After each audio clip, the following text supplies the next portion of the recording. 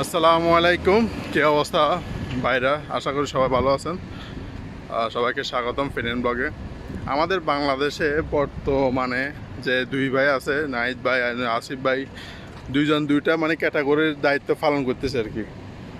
তো এখন দায়িত্ব পালন করার ঠিক আছে, ভালো কথা। আমাদের বাংলাদেশে কিছু মানুষ আছে মানে এগুলোর পিছুয়াড়া মানে জলের, মানে আমাদের বাঙালিদের ভিতরে একটু হিংসা বেশি, অতিরিক্ত হিংসা বলে ভাই।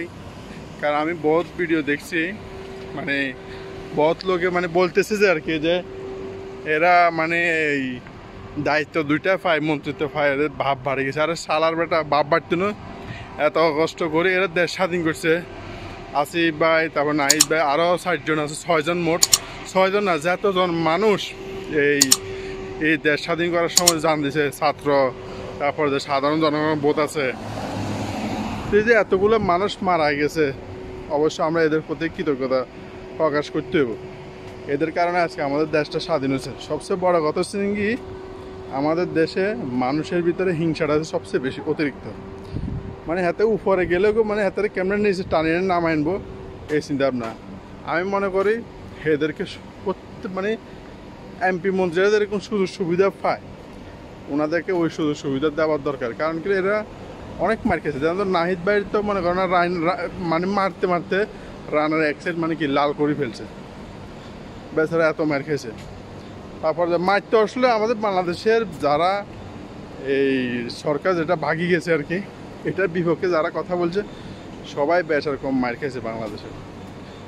কেউ হয়তো কথার কারণে নির্যাতন হয়েছে, কেউ হয়তো মামলা খাইছে, কেউ হয়তো এমনি পুলিশ লোকদের মারছে। এখন এদের পিছনে মানে কিছু লোক আছে, হেটার্স বাংলাদেশের, এরা লাগিয়ে গেছে। তো বাংলাদেশের এই হিংসাটা একটু বেশি ভাই। তো আমরা সবাই যারা আছি, প্রবাসীরা তো এটার ভিতরে কোনো হিংসামি নাই। প্রবাসীরা ঠিক আছে, প্রবাসীরা বলতেছে দেন, এরা যেহেতু দেশ স্বাধীন করছে ছাত্ররা, এগুলো চালাক, এগুলো কদিন চালায় আমরা দেখি কীরকম চালায়। দেখার দরকার আছে নতুনরা কীরকম স্টাইলে দেশ চালায়, এটার একটু দেখার দরকার আছে।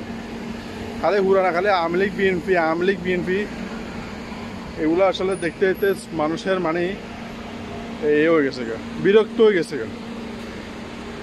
তো আমিও আছি দুবাই আলানির ভিতরে আছি। আপনারা তো আমাদের ভালো আছে, তো ঠিক আছে, আল্লাহ হাফেজ, ভালো থাকেন, সুস্থ থাকেন।